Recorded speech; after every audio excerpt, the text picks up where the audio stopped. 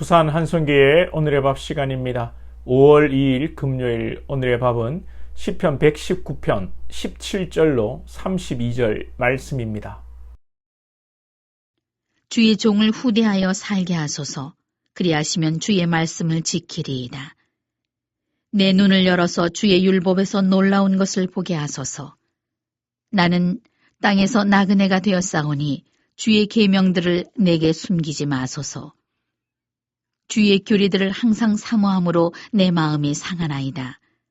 교만하여 저주를 받으며 주의 계명들에서 떠나는 자들을 주께서 꾸짖으셨나이다.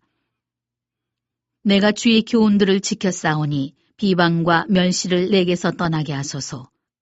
고관들도 앉아서 나를 비방하였사오나 주의 종은 주의 율례들을 작은 소리로 읊조렸나이다.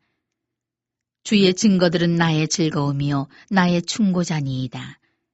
내 영혼이 진토에 붙었사오니 주의 말씀대로 나를 살아나게 하소서. 내가 나의 행위를 아뢰매 주께서 내게 응답하셨사오니 주의 율례들을 내게 가르치소서. 나에게 주의 법도들의 길을 깨닫게 하여 주소서. 그리하시면 내가 주의 기이한 일들을 작은 소리로 읊조리리이다. 나의 영혼이 눌림으로 말미암아 녹사오니 주의 말씀대로 나를 세우소서. 거짓 행위를 내게서 떠나게 하시고 주의 법을 내게 은혜로이 베푸소서.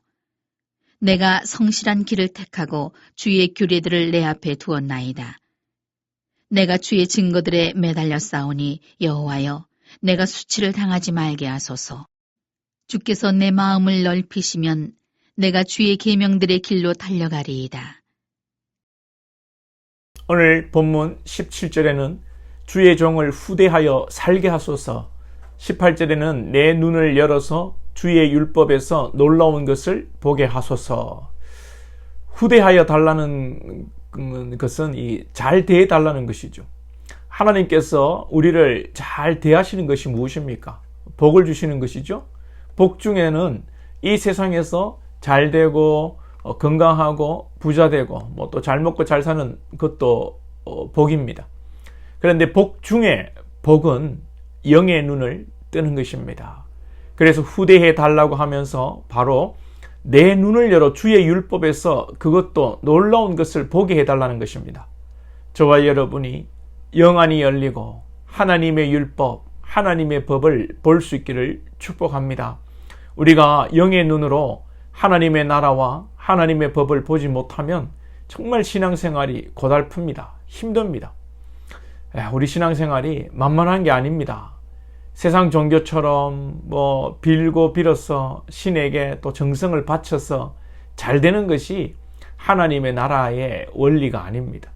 하나님을 믿고 믿음으로 산다는 것은 보통 일이 아닙니다. 때로는 내가 손해보는 일에도 참아야 하고요, 바보 소리도 들어야 하고요, 이 땅을 나그네로 살아야 합니다. 19절에서 나는 땅에서 나그네가 되었사오니, 하나님을 안 믿고 제잘난 맛에 사는 사람들은 때로는 여러분 손해도 안 보고 남에게 손해를 끼치고 자기 이익을 다 챙기고 내가 왜 바보 소리를 듣냐고 참지도 않고 자기 좋을 대로 다 해버립니다. 그러나 우리는 이 땅이 끝이 아니라 하나님의 나라 본향이 있기에 우리는 그 나그네이기에 이 땅을 주인으로 사는 것이 아니라 나그네로 사는 것입니다. 이렇게 사는 우리를 세상은 바보라고 조롱하지요. 그러나 우리에게 즐거움이 있고 기쁨이 있고 우리를 진리로 인도하는 조력자, 충고자가 바로 주의 증거들입니다. 24절에 보시면 주의 증거들은 나의 즐거움이요 나의 충고자니이다. 하나님의 율법, 하나님의 말씀이 바로 증거입니다. 증거는 역사이고 확실한 사건입니다. 하나님의 말씀이 확실한 역사이고 확실한 사건인 줄로 믿습니다. 다윗은 어려운 가운데서도 항상 하나님께서 자기를 지켜주시고 하나님께서 자신의 목자가 되시고 여호와께서 자신의 복이라고 고백했습니다. 분명한 이 다윗의 고백이 바로 우리에게 증거가 되는 것입니다. 우리의 즐거움이 되고 우리의 소망이 됩니다. 저와 여러분이 믿음 생활을 하면서 어려움이 있고 또 진리의 길을 갈 때에 고난도 있습니다. 아니 많습니다. 얼마나 힘이 드는지 시인은 오늘 20절에서 주의 규례들을 항상 사모함으로 내 마음이 상하나이다. 하나님의 말씀을 사모하는 갈급함의 표현이기도 하지만 예수를 믿는 그 자체가 마음이 상할 때가 있다는 거죠. 28절에는 나의 영혼이 눌림으로 말미암아 녹사오니, 영적으로 깨어있고 영적으로 바르게 살려고 하니, 말씀으로 살려고 하다 보니 뭔가로부터 눌리고 내 마음이, 내 영혼이 녹아내린다, 낙심이 된다, 이런 말입니다.